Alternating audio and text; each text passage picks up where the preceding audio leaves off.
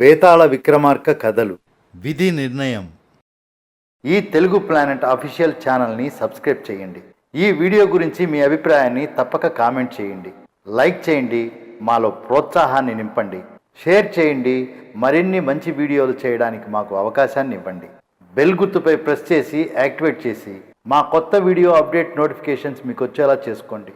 ఇక విషయంలోకి వెళితే, పట్టువదలని విక్రమార్కుడు చెట్టు వద్దకు తిరిగి వెళ్ళి చెట్టుపై నుంచి శవాన్ని దించి భుజాన వేసుకుని ఎప్పటిలాగే మౌనంగా శ్మశానం నుండి బయటికి నడవసాగాడు.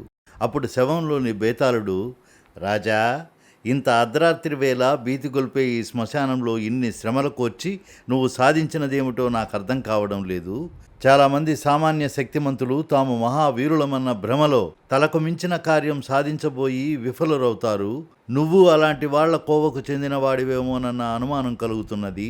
ఇందుకు ఉదాహరణంగా నీకు సూరసేనుడు, సువీరుడు అన్న వాళ్ల కథ చెబుతాను, శ్రమ తెలియకుండా విను అంటూ ఇలా చెప్పసాగాడు. భద్రగిరి యువరాజు సూరసేనుడు 16 సంవత్సరాల వయసులోనే అన్ని విద్యల్లోనూ ఆరితేరాడు.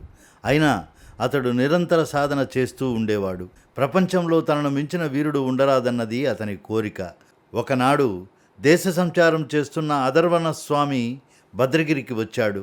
రాజు ఆయనకు సకల మర్యాదలు చేశాడు. సూరసేనుడు ఆయనను ఒంటరిగా దర్శించి తన విద్యను ఆయన వద్ద ప్రదర్శించి, స్వామి, ప్రపంచంలో నాకన్నా గొప్ప వీరుణ్ణి ఎక్కడైనా చూశారా అని అడిగాడు. సూరసేనుడు అలా అడగడానికి కారణం ఉన్నది. అధర్వణ స్వామికి తెలియని విద్యంటూ లేదని చెప్పుకునేవారు. అయితే ఆయన శాంతి కాముకుడు. తాను శిష్యులను స్వీకరించడు. కానీ హింస లేకుండా ఎవరైనా యుద్ధ విద్యలో ప్రదర్శిస్తే చూసి ఆనందిస్తాడు. ఒక్కొక్కసారి కొన్ని మెలకువలు కూడా ఉపదేశిస్తుంటాడు. సూరసేనుడి ప్రశ్నకు ఆయన నవ్వి, నిరంతర సాధనతో నువ్వు అభ్యసించిన ఈ విద్య మెచ్చుకోదగినది. అయితే ఏ గురువు సాయం లేకుండా సహజంగా ఈ విద్యలన్నీ అబ్బిన సువీరుడికి నువ్వు సాటి రాగలవో లేవో లేదో నేను చెప్పలేను అన్నాడు. సూరసేనుడు అధర్వణ స్వామి ద్వారా సువీరుడి గురించి వివరాలు తెలుసుకున్నాడు. సువీరుడు ఆ రాజ్యంలోనే ఒక గ్రామంలో ఉంటున్నాడు. సువీరుడు అకారణంగా ఎవరితోనూ యుద్ధానికి దిగడు. అతడిది చాలా శాంత స్వభావం. కేవలం బలాబలాలు నిర్ణయించుకోవడం కోసమైతే అతడు నీతో యుద్ధానికి అసలు అంగీకరించకపోవచ్చు అని సూరసేనుణ్ణి హెచ్చరించాడు అధర్వణుడు. అధర్వణుడు వెళ్ళిపోయాక తండ్రి అనుమతి తీసుకొని సూరసేనుడు సువీరుడుండే గ్రామానికి బయలుదేరాడు. అతడు యువరాజులా కాక ఒక సామాన్యుడి వేషంలో అతడు ఆ గ్రామాన్ని చేరుకున్నాడు. సువీరుడిది మామూలు పెంకుటిల్లు. అతడిది సామాన్యమైన జీవనం. తల్లి తండ్రి లేరు. అతడు రోజు అడవికెళ్ళి కట్టెలు కొట్టి తెచ్చి ఊళ్ళో అమ్ముకుంటాడు. అతన్ని చూడగానే మహావీరుడని ఎవ్వరికీ అనిపించదు. అయితే సువీరుడి పరాక్రమం గురించి ఆ గ్రామంలో ఎన్నో కథలుగా చెప్పుకుంటారు. ఒకరోజు అర్ధరాత్రి గ్రామం దోయడానికి వచ్చిన 10 మంది బందిపోట్లను అతడు ఒంటరిగా ఎదుర్కొని బంధించి రక్షక భటులకు అప్పగించాడు.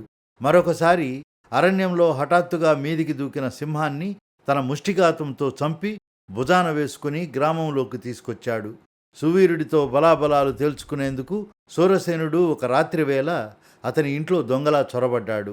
తర్వాత కావాలని అలికిడి చేసి అతడి కళ్ళబడ్డాడు.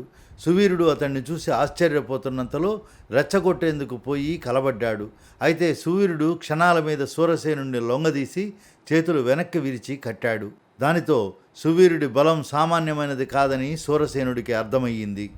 సువీరుడు సూరసేనుడికి దొంగతనం ఎంత నీచమైనదో చెప్పి, కష్టపడి పనిచేసుకుని బతుకుతావనే నమ్మకంతో నిన్ను వదిలిపెడుతున్నాను అన్నాడు.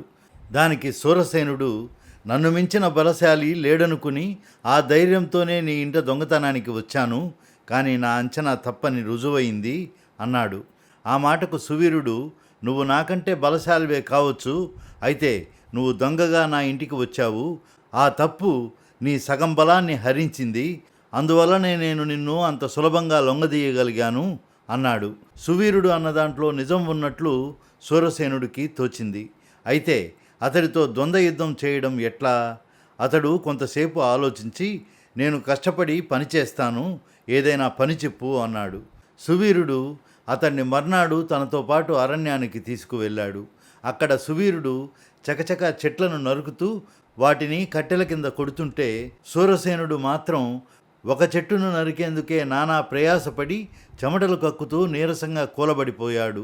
తనకేసి ఆశ్చర్యంగా చూస్తున్న సువీరుడితో సూరసేనుడు, బలంలో నేను నీకు సరిపోలను, నా వల్ల ఏ పని కాదు అన్నాడు. సువీరుడు అతన్ని ఓదార్చుతూ, ఇది మన బలానికి పరీక్ష కాదు, ఇటువంటి విద్యలు అభ్యాసంతో వస్తాయి. ఆరంభంలో నేను నీలాగే క్షణాల మీద నీరసపడిపోయేవాడిని. కొన్నాళ్ళు గడిస్తే నువ్వు నా మాదిరిగా తయారవుతావు, దిగులు పడకు అన్నాడు. సూరసేనుడికి అది నిజమే అనిపించింది.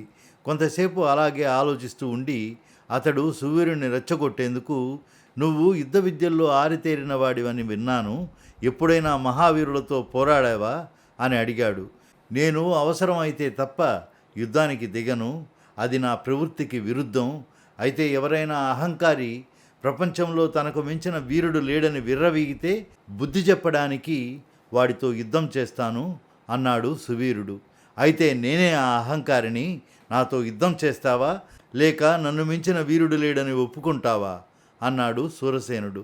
నీ వంటి సామాన్యుడికి అహంకారం ఉంటే అది నీకే చెరుపు, కానీ గొప్పవాళ్ళ అహంకారం ప్రపంచానికే చెరుపు చేస్తుంది. అందువల్ల నీ అహంకారాన్ని లెక్క చెయ్యను అన్నాడు సువీరుడు. అప్పుడు సూరసేనుడు తానెవరైంది చెప్పి, నాతో బయలుదేరి రాజధానికి రా, అందరి ముందు మనం విద్య ప్రదర్శించి ద్వంద్వయుద్ధం చేద్దాము. ఈ ప్రపంచంలో వీరుడిగా నాకు ఎదురు ఉండకూడదన్నది నా ఆశయము అన్నాడు.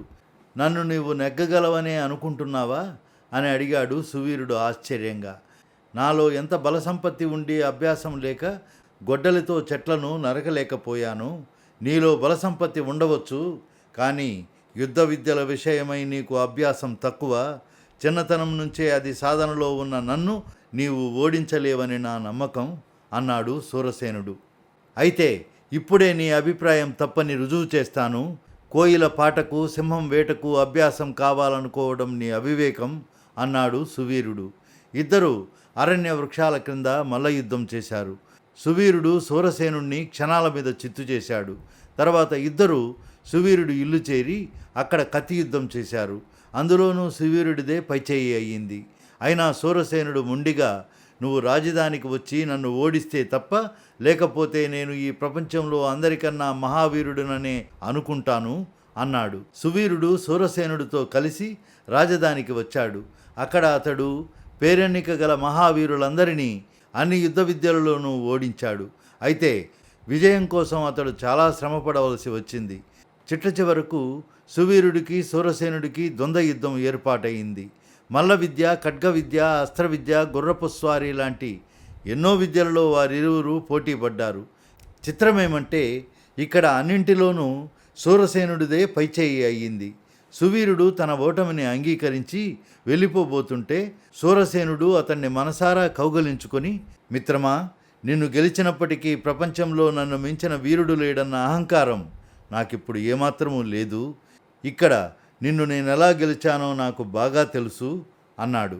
బేతాళుడు ఈ కథ చెప్పి, రాజా, అంతకుముందు అన్ని విద్యల్లోనూ సూరసేనుణ్ణి చిత్తుగా ఓడించిన సువీరుడు రాజధానిలో అతని మీద ఎందుకు ఓడిపోయాడు? విజయం సాధించేందుకు సూరసేనుడు ఏదైనా మోసం చేశాడా లేక మరేమైనా జరిగిందా? ఈ సందేహానికి సమాధానం తెలిసి కూడా చెప్పకపోయావో నీ తల 1000 వ్రక్కలవుతుంది అన్నాడు. దానికి విక్రమార్క మహారాజు, ఇందులో సూరసేనుడు చేసిన మోసం ఏమీ లేదు, కానీ అతడు సువీరుడి అంత గొప్ప శక్తి సామర్థ్యాలు గల మూల కారణం ఏమిటో గ్రహించగానే విజయం సాధించగలిగాడు. అన్ని విద్యలు సువీరుడికి సహజంగానే అబ్బినాయి కాబట్టి అవి సహజ వాతావరణంలోనే రాణిస్తాయి. అందుకే సహజ విద్యలకు స్థానబలం అవసరం.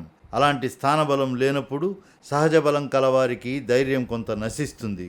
నీటిలో ఏనుగును సైతం ఎదిరించే మొసలి నీటి బయట కుక్కలకు సైతం దూరంగా ఉండాలనుకుంటుంది. కొదమసింహం ఏ కారణంగానైనా నగరానికి వస్తే ఆత్మరక్షణ చూసుకుంటుంది తప్ప వేటకు ప్రయత్నించదు. రాజధానిలో సువీరుడికి స్థానబలం లేదు. అతడి మనస్సు సూరసేనుడి స్థానబలానికి లొంగిపోయింది అన్నాడు. విక్రమార్క మహారాజుకు ఈ విధంగా మౌనభంగం కలగగానే బేతాళుడు శవంతో సహా మాయమై తిరిగి చెట్టెక్కాడు. ఈ వీడియో మీకు నచ్చినట్లయితే లైక్ చేయండి లేదా షేర్ చేయండి. రెగ్యులర్ అప్డేట్ వీడియోస్ కావాలంటే మాత్రం నా ఛానల్ని తప్పకుండా సబ్స్క్రైబ్ చేయండి.